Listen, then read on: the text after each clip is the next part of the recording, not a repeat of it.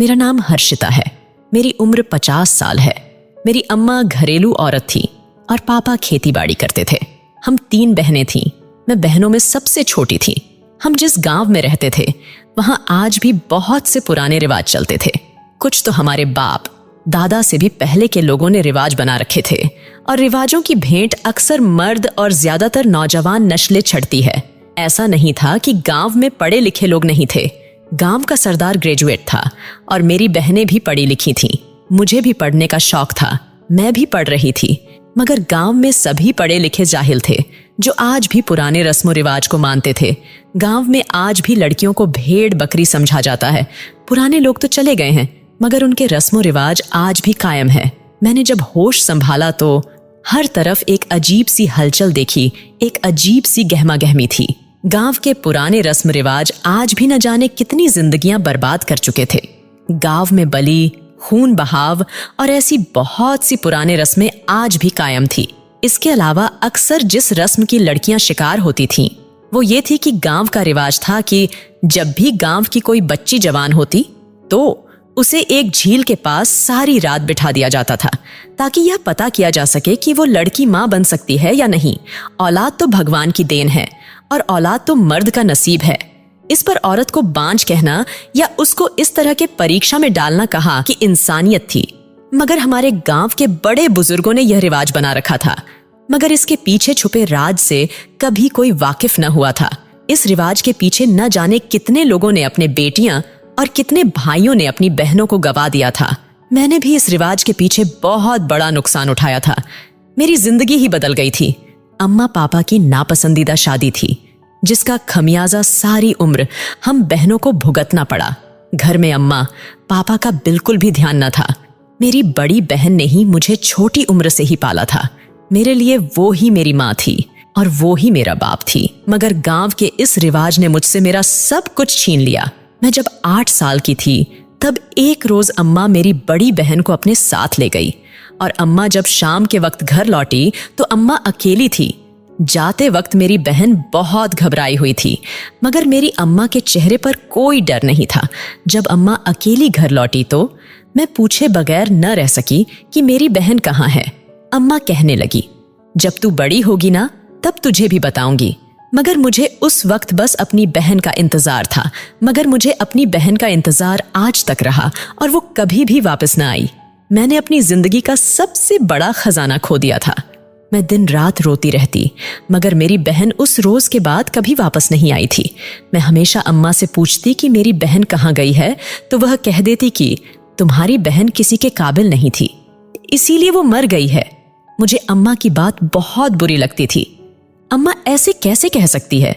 लेकिन कभी अम्मा की बात की समझ न आई। कुछ अरसा गुजरा।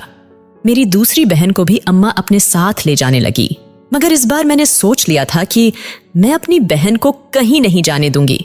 मैंने अम्मा को बहुत रोका और अपनी बहन का हाथ पकड़ लिया मगर अम्मा ने मुझसे मेरी बहन का हाथ छुड़वाया और उसे साथ ले गई। मुझे बहुत हैरत होती कि आखिर अम्मा बहन को कहाँ ले जाती है। राज पता करने के लिए मैं भी अम्मा के पीछे चल पड़ी। बहुत रात हो चुकी थी। अम्मा मेरी बहन को लिए चलती जा रही थी। मेरी बहन बहुत डरी हुई थी और बार बार अम्मा से कह रही थी कि अगर मैं वापस न आई तो जिस पर गुस्सा होती और कहती बस मेरी नाक ना कटवाना। मुझे अम्मा पर बहुत गुस्सा आ रहा था मगर मैं खामोशी से अम्मा के पीछे पीछे चलती जा रही थी। अचानक अम्मा एक नदी के किनारे रुक गई। मुझे रात के अंधेरे से बहुत डर लग रहा था मगर मैंने हिम्मत नहीं हारी और अम्मा को छुप कर देखने लगी जो इधर उधर देख रही थी और फिर बहन के चेहरे पर बड़ी सी चादर डालकर उन्हें वहां बिठाकर वापस आ गई। मेरी बहन पीछे से आवाजें देती रह गई मगर मेरी अम्मा को उन पर तरस नहीं आया। मैं अम्मा को ही देख रही थी। जब अम्मा की नजर मुझ पर पड़ी तो वो मुझ पर गुस्सा करने लगी और कहने लगी, तुम यहां क्या कर रही हो? मगर इस बार मैंने भी सोच लिया था कि मैं अम्मा को यह सब करने नहीं दूंगी। तभी अम्मा से कहा कि मैं अपनी बहन को यहां तन्हा नहीं छोड़कर जाऊंगी, मैं अपनी बहन को साथ लेकर जाऊंगी। मगर अम्मा ने कहा कि सुबह तक आ जाएगी वह वापस। मैं अम्मा के साथ घर वापस आ गई मगर पूरी रात सो न सकी। मुझे बहुत खौफ महसूस हो रहा था। यह सोच मेरी जान लेने के लिए काफी थी कि अगर मेरी बहन भी सुबह वापस न आई तो मैंने सारी रात जागकर काटी। मुझे किसी तरफ सुकून नहीं मिल रहा था। मुझे तो बस सुबह का इंतजार था। अगली सुबह घर में कोहराम मच गया। हर तरफ रोने की आवाजें आ रही थीं। मैं जल्दी से कमरे से निकली तो सामने का मंजर देखकर हैरान रह गई। जब सब औरतें अम्मा के पास बैठी रो रही थीं और उनमें अम्मा सर थामे बैठी थीं, मैं जल्दी से अम्मा के पास गई और अम्मा से पूछा कि आखिर अम्मा को हुआ क्या है? आप इतनी उदास क्यों बैठी हैं? और सुबह तो दीदी को आना था ना, वापस अभी तक आई क्यों नहीं? मैं जाकर देखती हूँ अम्मा, दीदी को वापस लेकर आती हूँ।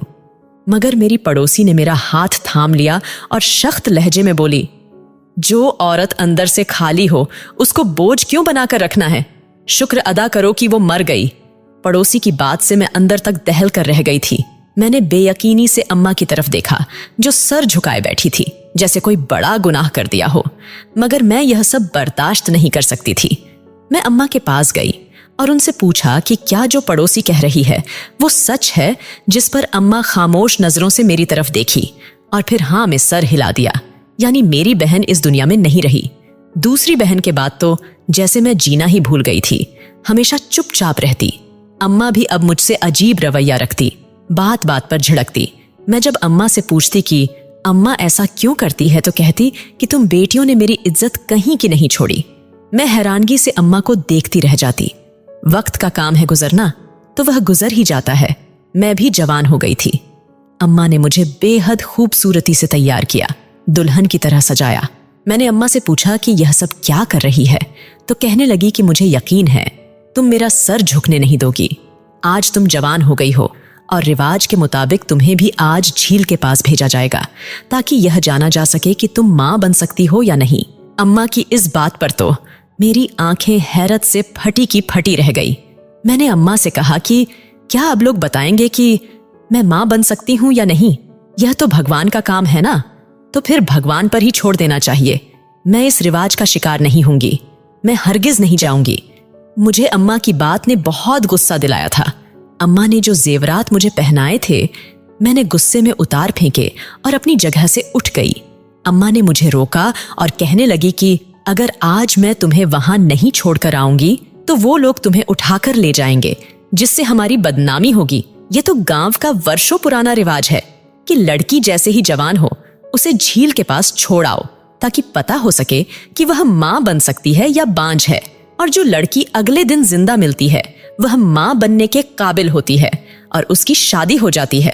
और जो लड़की गायब होती है उसे बांझ समझकर भूल जाते हैं। और ये रस्मों रिवाज हमारे बुजुर्गों ने बहुत सोच समझकर बनाए होंगे। इसीलिए तुम भी अब जाओगी। मैं भी अभी नई नई जवान हुई थी जब मुझे भी उस झील के पास बिठा दिया गया। लेकिन मेरी रूह कांप गई जब आधी रात को एक आदमी वहां आया और मुझे अपने साथ ले गया। मुझे बहुत डर लग रहा था। मैं उस आदमी का चेहरा तो न देख सकी, क्योंकि मेरे चेहरे पर बहुत बड़ी काली चादर डाल दी गई थी, जिससे मैं किसी भी चीज को देख नहीं पा रही थी और ना ही जानती थी कि मुझे कहाँ ले जाया जा रहा था। बहुत लंबा सफर था जो मुझे तय करना था। मगर मैंने सोच लिया था कि कुछ भी हो जाए, मैं इस रस्म को खत्म करके रहूंगी। इस रस्म के पीछे जो घिनौना खेल खेला जा रहा है वो खत्म करके रहूंगी। मेरा हाथ जिस आदमी के हाथ में था उसने मुझे एक जगह रोक दिया और मेरे चेहरे से चादर हटा दी। मगर सामने का मंजर देखकर तो मेरी रूह कांप गई। जब मुझे कमरे में भेजा गया, उस कमरे में बहुत सी लड़कियां थीं जिनके साथ गलत हरकतें की जा रही थीं। सामने का मंजर देखकर मेरा तो वजूद कांपने लगा। ये सब क्या हो रहा था? मुझे अपनी आंखों पर यकीन नहीं आ रहा था। एक आदमी आगे बढ़ा और दूसरा आदमी से कहने लगा कि यह भी नई आई है लड़की। वहां हर तरफ की लड़कियां थीं। मेरे गांव की लड़कियां वो भी थीं जिनको मैं जानती तक न थी। वो सब लड़कियां रो रही थीं और खुद को बचाने की कोशिश में थी। मगर वहां किसी को भी तरस नहीं आ रहा था। मुझे भी एक जगह पर बिठा दिया गया था। वहां सब खूबसूरत लड़कियां थीं। मैं भी बहुत खूबसूरत थी, जैसे मेरी बाकी बहनें थीं। मेरे देखते ही देखते वहां 2 और लड़कियां आई जो बदसूरत थी। वहां खड़े मर्द आपस में बातें करने लगे और फिर उनको अगली सुबह घर वापस भेज दिया गया। मगर मुझे वापस ना भेजा गया। मैं समझ गई थी कि यहाँ कुछ तो ऐसा हो रहा है जो हमारे घर वालों को नजर नहीं आ रहा है। ये कौन सी जगह थी? मैं यह भी नहीं जानती थी। मुझे वहां से एक और कमरे में ले जाया गया। मगर मेरी हैरत की तो इंतहा न रही जब वहां पर मुझसे भी ज्यादा हसीन लड़कियां मौजूद थीं, मगर उनके चेहरे जुल्म का निशाना बनाकर बिगाड़ दिए गए थे। मुझे उस कमरे में छोड़कर मेरे साथ आने वाला लड़का वहां से चला गया कि एक लड़की फूट फूट कर रोने लगी और कहने लगी कि खुद को बचा लो, इन लोगों से खुद को बचा लो, वरना ये तुम्हें भी किसी के काबिल नहीं छोड़ेंगे। उसकी बात सुनकर मेरा दिल कांप गया। मैंने उससे पूछा कि आखिर यहाँ क्या होता है, तो कहने लगी कि यहाँ बांझपन के नाम पर खूबसूरत लड़कियों को कैद कर लिया जाता है और यहाँ उन पर जुल्म करने के बाद बहुत ज्यादा पैसों में उनको आगे दूसरे देश में बेच दिया जाता है, क्योंकि रस्मों रिवाज गांव की हर बेटी पर लागू होते हैं। तभी जो लड़की बदसूरत होती है उसे वापस भेज दिया जाता है। यह जाहिर किया जाता है कि वह मां बन सकती है, और जो खूबसूरत लड़कियां होती है उनको यहाँ पर ही कैद कर लिया जाता है, यह जाहिर करके कि वो बांझ है। मगर इस घटिया रिवाज के पीछे गांव वाले अपनी इज्जतें भी नहीं बचा पाते। उनको इस बात से जैसे कोई फर्क नहीं पड़ता। मैं उस लड़की की बात पर बहुत ज्यादा डर गई और उसके करीब होकर बैठ गई और उसे कहने लगी कि यहाँ से भागने का कौन सा रास्ता है। मेरी बात पर वो हंसने लगी और कहने लगी कि पूछने का फायदा नहीं है, ये लोग बहुत जालिम हैं, तुम्हें जान से मार देंगे अगर तुम चूक गई और पकड़ी गई, जैसे तुम्हारी बड़ी बहनों को मार दिया था। वो भी बहुत हिम्मत वाली थी और यहाँ से भागना चाहती थी, मगर हमेशा पकड़ी जाती और आखिरकार उनको मार कर जंगल में फेंक दिया गया। अपनी बहनों के जिक्र पर मैं हैरत से उस लड़की की तरफ देखने लगी। मुझे हैरत से अपनी तरफ देखता पाकर वह मुस्कुरा दी और बोली कि परेशान मत हो, मैं तुम्हें जानती हूँ, मैं तुम्हारी बड़ी बहन की दोस्तों हूँ, मैं तुम्हारे घर भी आया करती थी। सामने बैठी लड़की की तरफ जब मैंने गौर से देखा तो मुझे कुछ कुछ याद आया कि ये मेरी बड़ी बहन की सहेली थी और अक्सर हमारे घर आया करती और हम लोगों के साथ खेला करती थी। फिर अचानक गायब हो गई। गांव की सब औरतें कहती थीं कि वो किसी लड़के के इश्क में पागल थी, इसीलिए भाग गई है। मैं तो मुंह पर हाथ रखे उस हसीन लड़की को देख रही थी जो खूबसूरती की मिसाल थी, मगर अब वो पहचान में नहीं आ रही थी। मेरी आंखों में आंसू आ गए और मैंने उस लड़की से पूछा कि मुझे पता बता दो, मैं यहाँ से भाग जाऊंगी। मैं और किसी भी लड़की को इस अंधविश्वास का हिस्सा नहीं बनने दूंगी। जिस जगह पर मुझे रखा गया था वहां से एक सुरंग निकलती थी जो गांव के खेतों में जाती थी।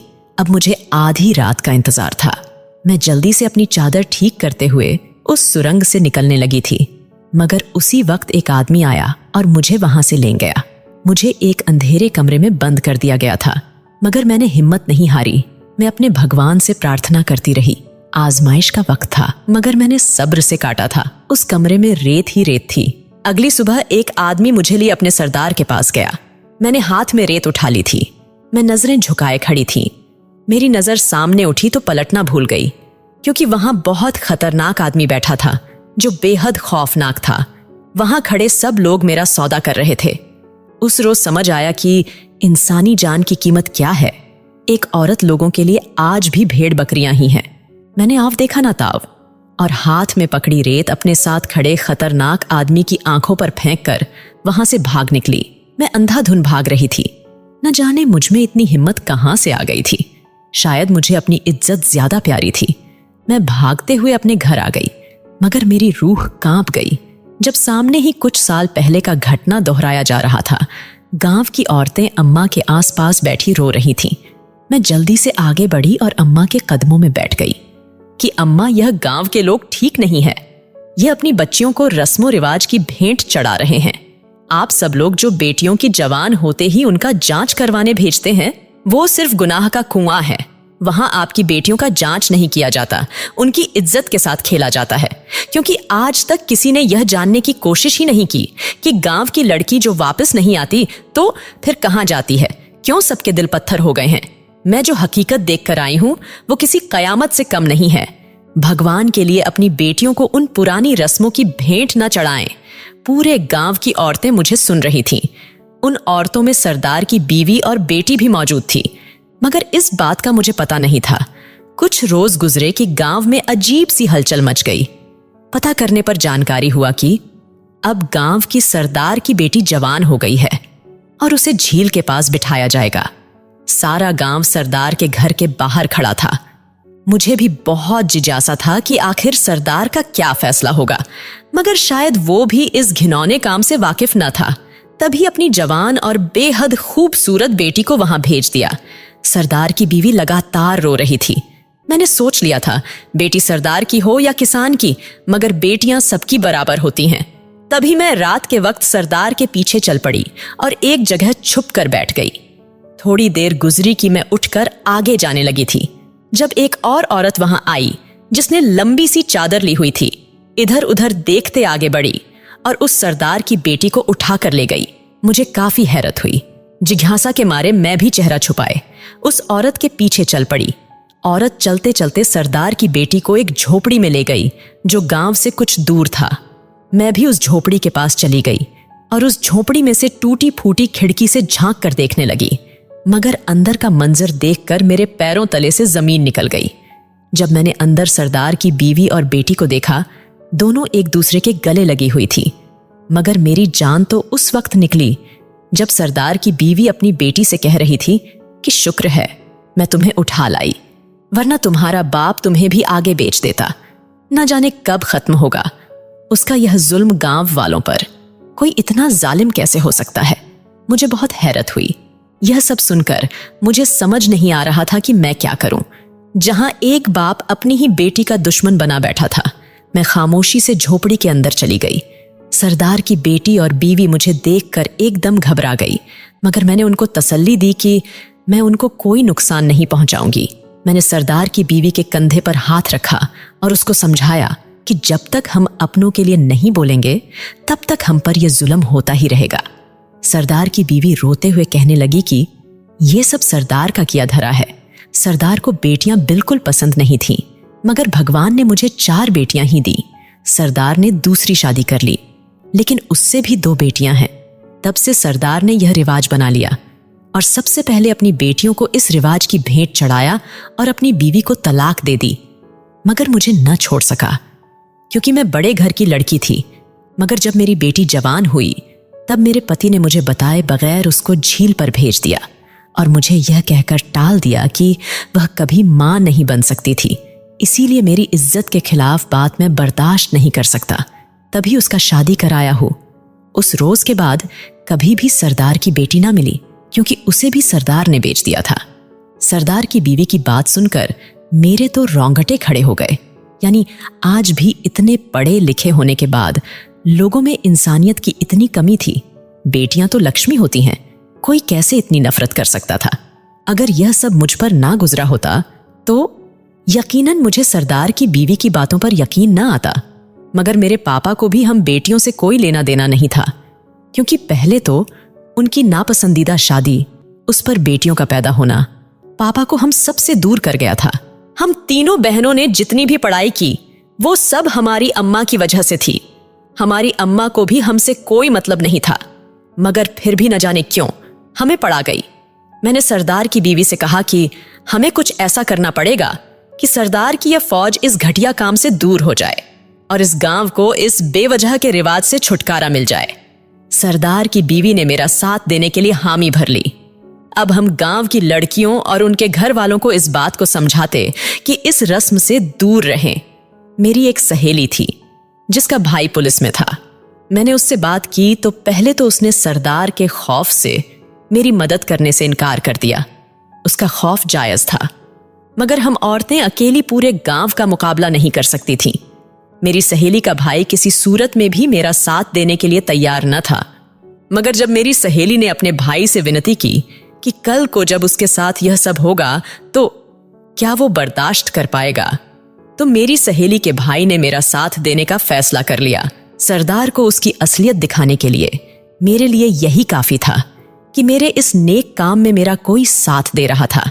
सहेली के भाई ने अपनी पूरी टीम तैयार कर ली थी। हमने सबसे पहले अब उस जगह पर जाना था जहां पर रिवाज के नाम पर लड़कियों की इज्जत के साथ खेला जाता था। हमें अब रात होने का इंतजार था। मेरी पड़ोसी, जिसकी बेटी अभी नई नई जवान हुई थी, पड़ोसी उसे लिए झील पर बिठा आई। पूरे गांव में सरदार की बेटी के वापस न आने पर बहुत सी बातें हो रही थीं। मैंने और सरदार की बीवी ने सरदार की बेटी को उसी झोपड़ी में छुपा दिया था ताकि वहां तक कोई न पहुंच सके। मेरी सहेली का भाई बहुत शातिर दिमाग का था। उसने बहुत अच्छे तरीके से उस अड्डे पर कब्जा कर लिया था जहां यह घिनौना खेल खेला जाता था। हमने सरदार को इस सब की कानो कान खबर न होने दी ताकि वह हमारे लिए किसी भी किस्म का कोई मसला खड़ा न कर दे। मैं और मेरी सहेली का भाई अपना अपना काम करते रहे और जल्द ही हमें इस सब का नतीजा भी मिल गया। जिस रात मेरी पड़ोसी की बेटी को झील पर बिठाया गया, उस रात मैं और मेरी सहेली का भाई उस लड़की का पीछा करने लगे। मेरी सहेली के भाई ने इस सारे मंजर का वीडियो बना लिया ताकि कल को कचहरी में दिखाया जा सके। अब फैसला कोर्ट में ही होना था, क्योंकि गांव की पंचायत जब खुद गुनाहों में शामिल हो तो वो किसी भी फैसले का हक खो देते हैं। मैं उसी रात दोबारा उसी जगह पर गई जहां से अपनी इज्जत और जान बचाकर बहुत मुश्किल से बाहर निकली थी। मगर इस मर्तबा मेरे साथ एक मर्द भी था। मेरी सहेली के भाई ने जो टीम तैयार करवाई थी, उस टीम ने उस अड्डे पर तमाम गुनाहगारों को पकड़ लिया था और जब सबको पंचायत में लाया गया तो सरदार के रोंगटे खड़े हो गए। पंचायत के सामने जब उन गुंडों से पूछा गया कि उनका साथ देने वाला कौन था, तो उन सब ने पूरे गांव के सामने सरदार का नाम लिया। सरदार तो ये सुनकर कांपने लग गया था। पुलिस ने सरदार को अपनी हिरासत में ले लिया और फैसला जज के हाथ में दे दिया। सरदार को अपनी सरदारी का नाजायज फायदा उठाने और इस घिनौने खेल में हिस्सा बनने पर उम्र कैद की सजा और एक भारी भरकम जुर्माना अदा करना पड़ा। जब सरदार को कैद हो गई तो हर कोई इन रस्मों रिवाज को खत्म करना चाहता था, मगर गांव से सरदार के जाने के बाद भी अभी भी कुछ पुराने बुजुर्ग बाकी थे जो इन रस्मों को खत्म करने के खिलाफ थे।